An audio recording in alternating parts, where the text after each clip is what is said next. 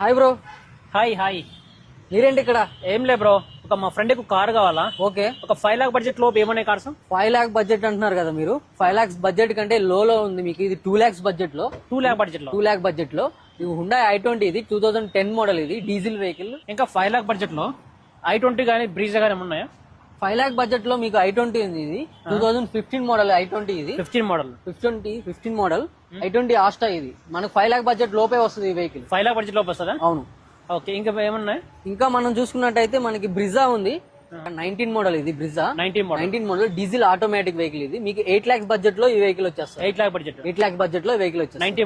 19 model diesel automatic vehicle. So guys 19 model మనకు 8 lock budget లోపు వస్తుంది.